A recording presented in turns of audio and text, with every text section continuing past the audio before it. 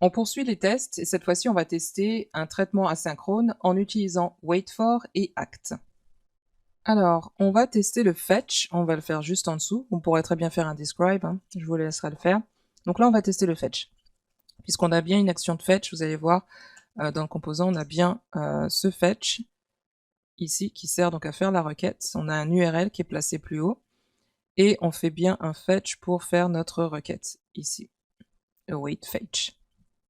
Donc on va faire pareil, on va le tester, on va donc le simuler. Et donc j'ai bien rajouté dans mon projet un REST. Donc ici, donc j'importe bien ce REST qui va me servir à faire donc simuler une action.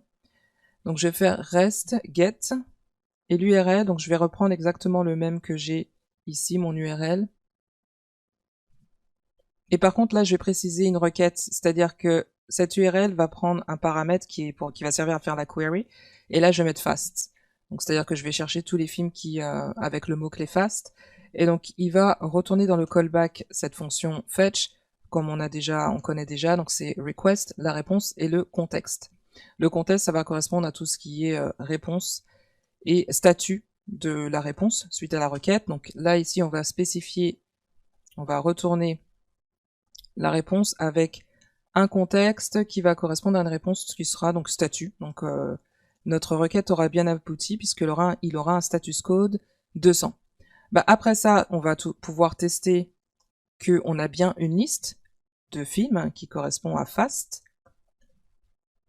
Donc on va interroger le contenu avec un rôle, puisqu'on aura en fait une liste et on peut interroger aussi les listes, tout ce qui est affiché donc suite à une itération. Render app.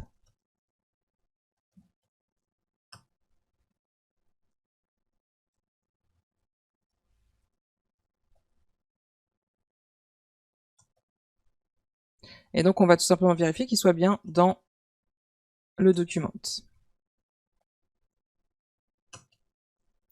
Voilà, donc on va tester le fetch, on va regarder ce que ça donne, puisque je crois qu'ils sont en train de lancer, on va vérifier. Get, donc c'est pas ce qu'ils font, on va vérifier après, mais on aura une erreur. Cannot access list before initialization. Alors là aussi, donc typo, donc c'est entre guillemets en fait la liste, on cherche un objet, donc un élément avec le rôle list. On le recherche par sa valeur sémantique. Voilà, donc erreur de typo, j'ai marqué list, or ça devrait être entre quotes, entre guillemets. Voilà, c'est comme lorsque l'on cherche, vous savez, on avait vu les exemples auparavant qui étaient button ou alors form. Voilà, donc là ce sera list. Voilà, donc qui est bon.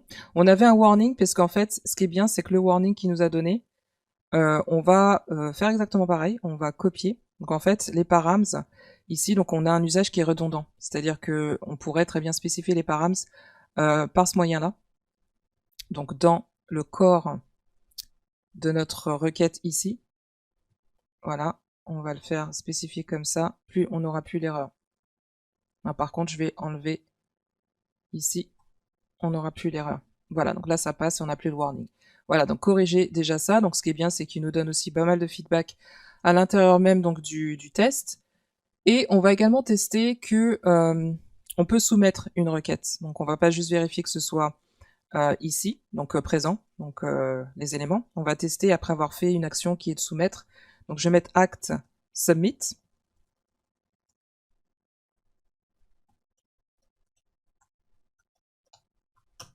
Act submit. Et là cette fois-ci, donc je vais aussi faire mon render avec app.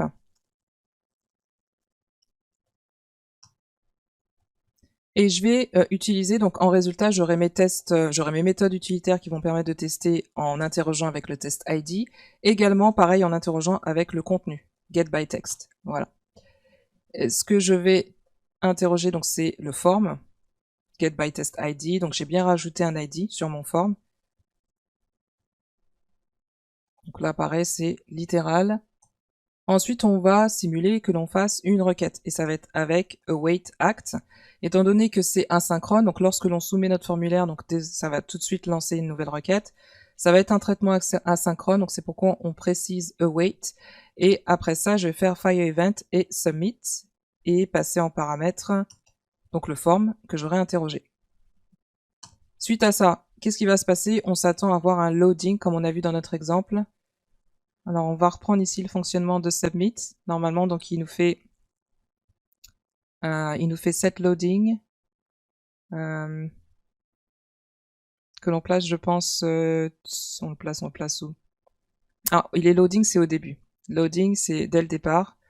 Je le cherchais, alors c'est ici, set loading, il est à true.